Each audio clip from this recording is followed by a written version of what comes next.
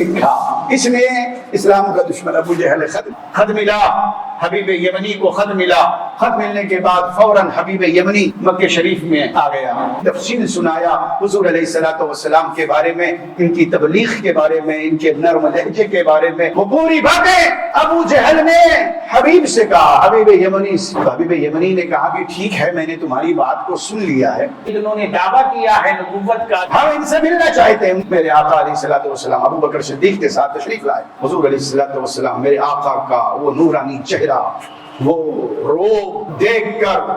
نہ سرداران قریش کو سوال کرنے کی ہمت ہوئی، نہ حبیب یمنی کو جرأت ہوئی کہ وہ پوچھ سکیں۔ تو میرے آقا علیہ الصلوۃ والسلام نے فرمایا ہے حبیب یمنی بتاؤ مجھے کس نے کیوں بلایا ہے تم نے؟ حبیب یمنی نے کہا کہ میں نے سنا ہے کہ آپ نبوت کا ایک دعوے دار ہیں، اگر آپ نبی ہو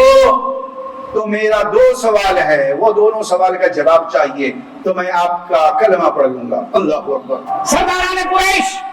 ابو جہل، عتبہ، شیبہ، تمام کفار موجود،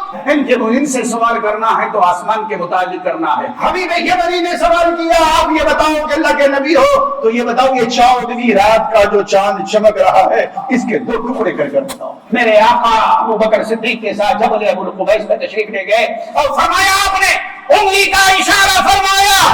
اور اشارہ فرمانا تھا کہ چاند جو اپنے آپ و تاب کے ساتھ چمک رہا تھا دو ٹکڑے میں بٹ گیا۔ پھر آپ نے انگلی کا اشارہ فرمایا تو پھر جس طرح چاند جڑا ہوا تھا اسی طرح جڑ گیا۔ اب حبیب یمنی نے اعلان کیا، اے ابو جہل سن لے، اے عتبہ تو بھی سن لے، اے شیبہ تو بھی سن لے، اے سرداران قریش تم بھی سن لو کہ میں کلمہ پڑھتا ہوں، واشہد ان لا الہ الا اللہ واشہد ان محمد عبدہ ورسولہ۔ جب کلمہ پڑھ لیا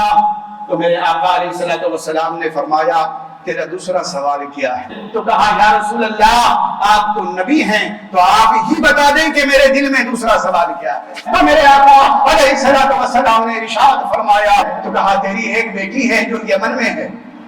وہ معذور ہے،